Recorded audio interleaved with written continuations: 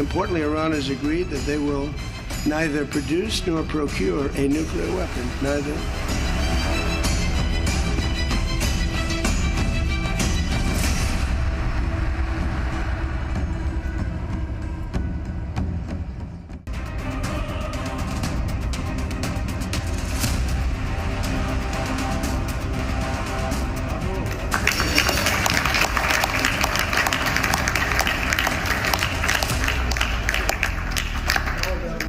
अमेरिकी president Donald Trump ने आखिरकार अमेरिका और ईरान के बीच हुए समझौते के MOU यानी मेमोरेंडम ऑफ अंडरस्टैंडिंग पर दस्तखत कर दिए हैं।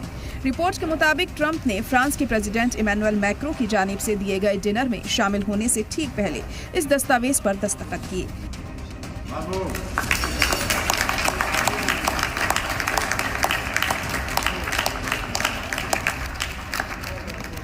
एग्रीमेंट पर दस्तखत की तकरीब फ्रांस के वर्सेल्स पैलेस में हुई। ये वही जगह है जहां फ्रांस ने 1871 में जर्मनी के साथ इब्तिदाई अमन मुआहिदे साइन किए थे और फिर यहीं पर जर्मनी ने 1919 में सरेंडर किया था।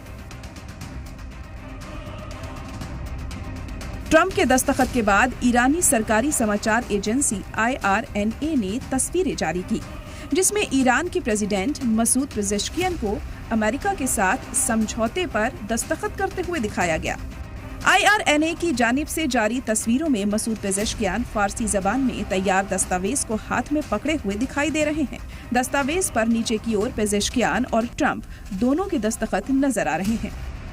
दरअसल इस समझौते पर 19 जून को स्विट्जरलैंड में जेनेवा के पास लूसर्न शहर में साइन होने थे, लेकिन तकरीब से एक दिन पहले ही इस पर दस्तखत कर दिए गए।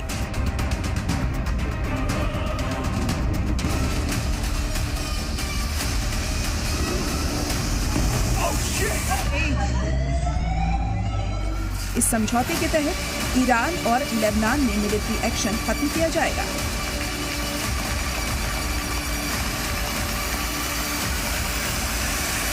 हॉर्मुज़ स्ट्रेट को दोबारा खोला जाएगा और अमेरिका की बहरी नाकेबंदी खत्म की जाएगी। समझौते के बाद अमेरिकी वाइस प्रेसिडेंट JD वेंस ने कहा है कि ईरान के साथ समझौते की सबसे बड़ी ताकत यह है कि इसमें सिर्फ वादों पर नहीं बल्कि कार्रवाई पर जोर दिया गया है।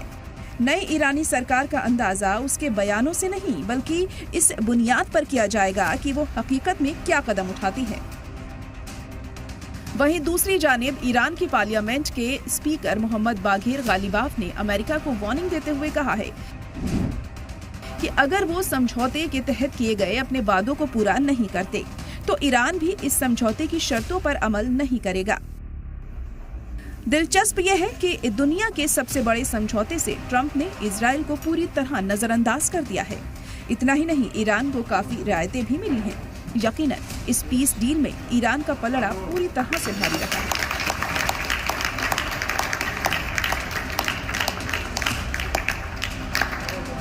क्योंकि ईरान बगैर इख्तिदार तब्दीली के जंग के बाद और ज्यादा मजबूत नजर आ रहा है। सलाम टीवी के लिए दिल्ली से नदीम अहमद की रिपोर्ट।